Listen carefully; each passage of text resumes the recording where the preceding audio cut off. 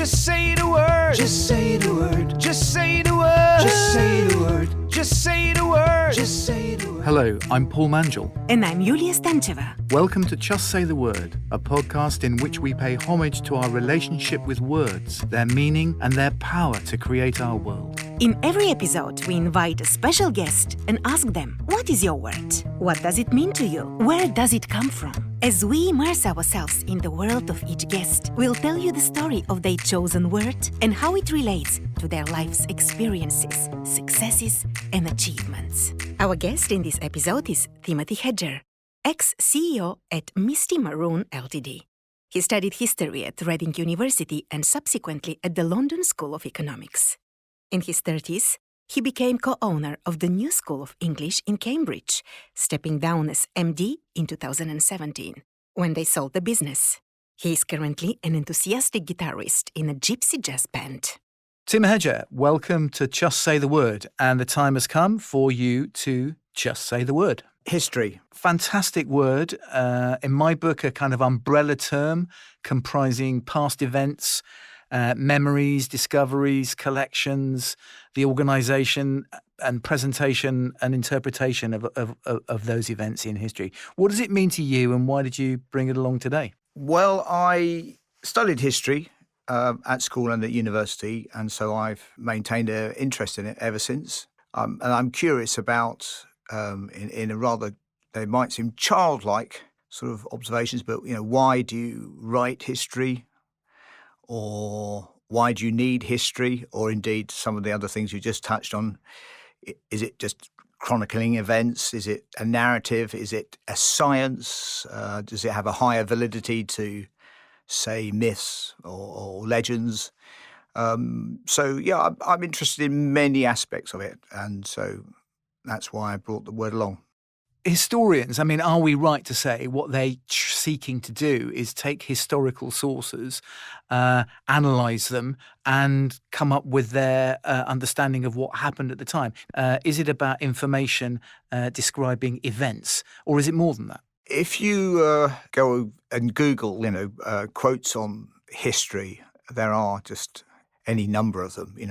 History is bunk, or history repeats itself. First time is tragedy, second time is farce, or the past is another country, etc., etc. I think we could all agree that historians and history at least should be one notch up or above something like this is what happened 200 years ago. A historian, he or she, is somebody who has sought to not just chronicle events, but then perhaps looked at things like causation or other aspects to it, like what it led on to. So it's something more than just perhaps knowing that Battle of Hastings was in 1066. Absolutely. And history's got that word in it, story. What's the difference between history and a myth or legend? It's, without being absolutely obvious, particularly when myths and legends actually form, in some weird way, part of history. And they are. History, the etymology of it, historia, goes back to a Greek word meaning to inquire or to know, or to explore or to find out. And when you write history, you can draw on lots of other ancillary resources. So it might be anthropology, or it might be geology, it might be myths, it might be legends, to create a larger picture. There are lots of ways in which people want to see history, how it works. Is it cyclical? Is it linear?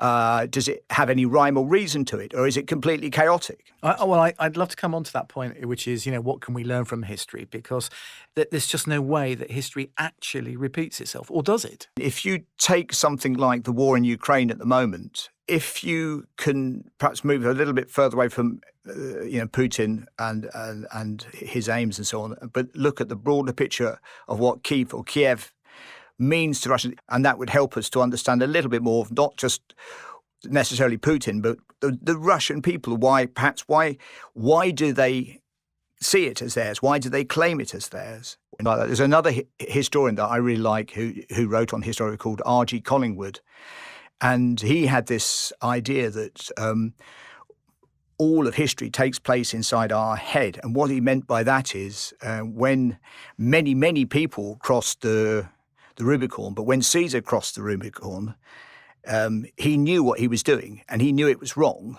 And we can think ourselves into his head.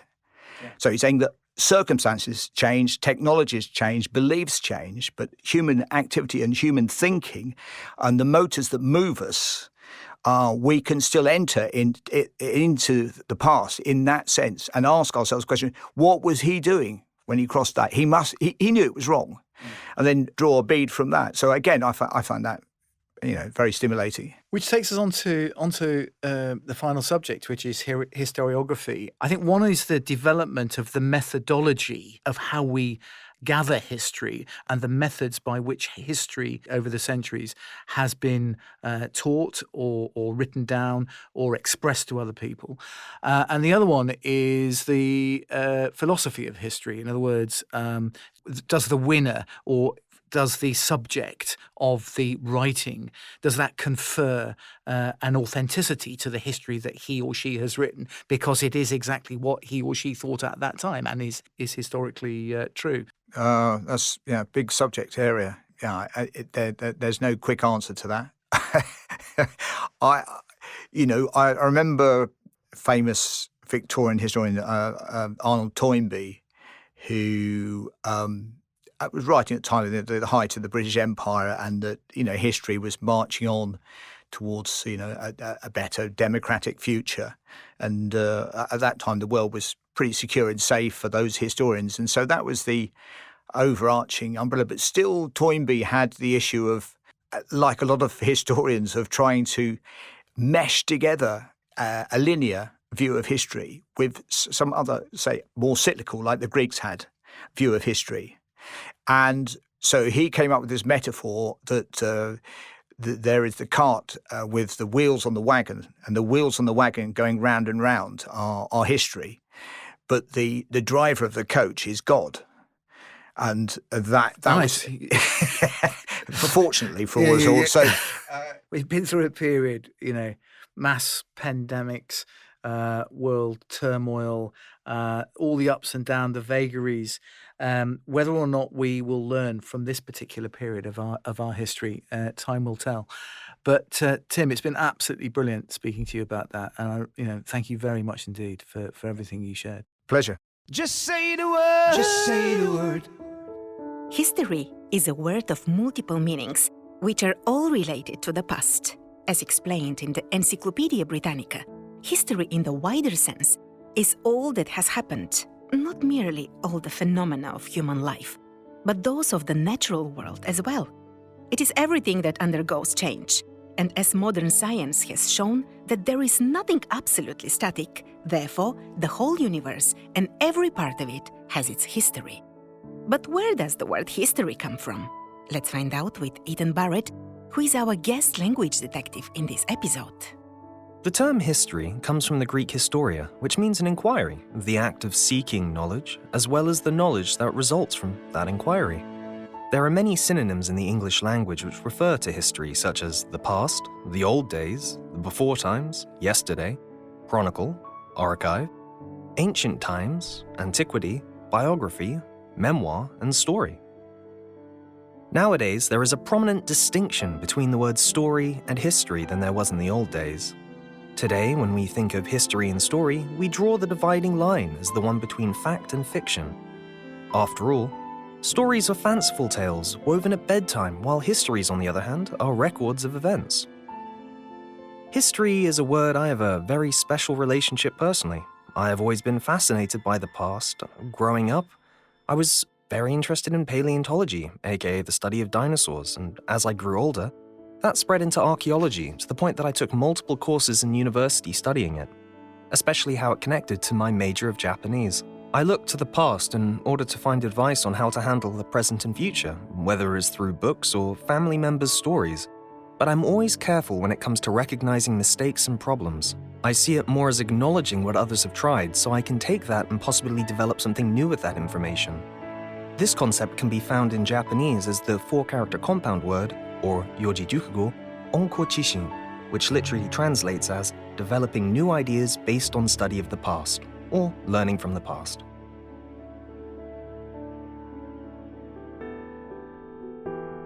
History is a word that has managed to stir up the public opinion amongst people from different gender, race, and ethnicity backgrounds.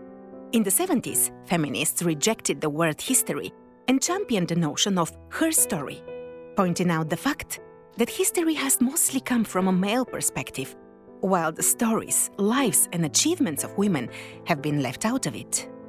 Another example for the provocative nature of the word history can be given with the jazz musician Sun Ra, who famously quipped, "History is only his story.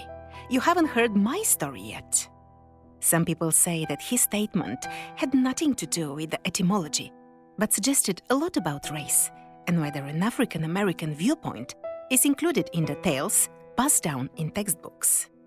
Hence, the question of who gets to decide which version of the past is the right one remains a contentious debate centuries after the term came to its existence.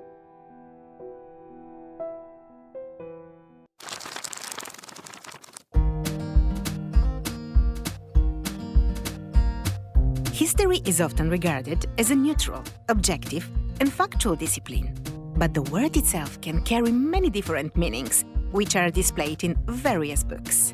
Here are just a few that have embraced the word history in their titles. History of Beauty by Umberto Eco, A Brief History of Time by Stephen Hawking, A History of Loneliness by John Boy, The History of Love by Nicole Klaus, Making History by Stephen Fry, Living History by Hillary Clinton, and Philosophy of History by Georg Friedrich Hegel, where the German philosopher remarks, "What history and experience teach us is this: people and government never have learned anything from history or acted on principles deduced from it." Winston Churchill famously paraphrased this in his book A History of the English-Speaking Peoples, saying, "The one thing that we have learned from history is that we don't learn from history."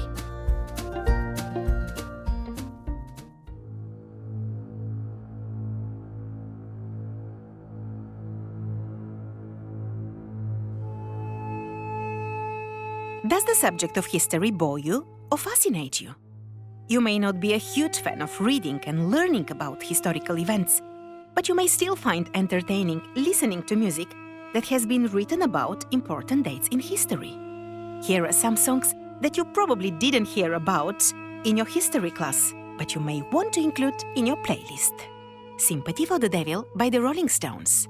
Jagger references many historical events in the song, including Christ's crucifixion and the assassination of Robert Kennedy. Genocide, The Killing of the Buffalo by Thin Lizzy. It's literally based on America's history books. Waiting for the Worms by Pink Floyd is full of historical references to the World War II. Zombie by the Cranberries is about the early 90s bombing in England, which the IRA took responsibility for. Rasputin by Boney M. The huge disco hit from the 70s was written about Grigory Rasputin, a friend and advisor of Tsar Nicholas II of Russia and his family during the early 20th century.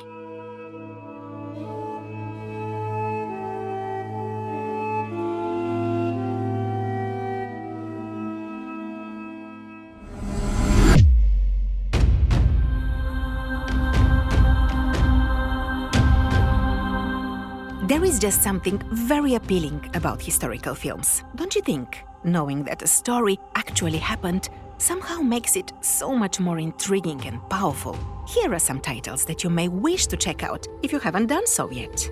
Dunkirk tells the true story of a group of World War II British soldiers who got stranded during a German ambush for 6 weeks alongside Belgian and French soldiers. Gladiator with Russell Crowe, an action-packed film inspired loosely by real events that occurred within the Roman Empire back in the 2nd century. Marie Antoinette with Kirsten Dunst, which describes her life of luxury, indulgence and excess, as opposed to the poverty-stricken French people and their growing outrage. Lincoln with Daniel Day-Lewis, Tommy Lee Jones and Sally Field, which focuses on the last 4 months of President Abraham Lincoln's life. The Young Victoria, starring Emily Blunt as Queen Victoria, the longest ruling British monarch until Queen Elizabeth II. And Frida, with Salma Hayek, Alfred Molina, and Geoffrey Rush, which tells the captivating life story of surrealist Mexican artist Frida Kahlo. Whether you are into the opulent life of the English monarchy, the courageous stories of soldiers during World War II, or you fancy autobiographical dramas, movies based on history can offer a very rich and unforgettable experiences.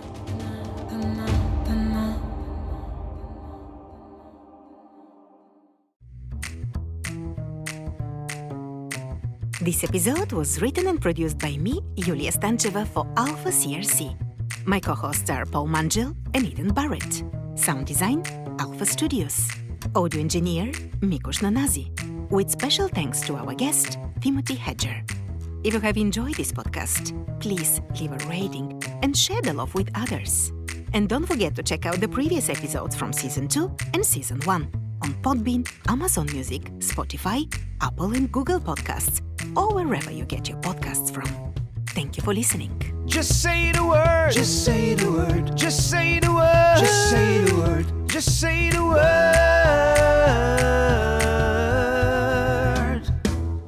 This podcast was brought to you by Alpha CRC. Global enterprise localization, local user experience.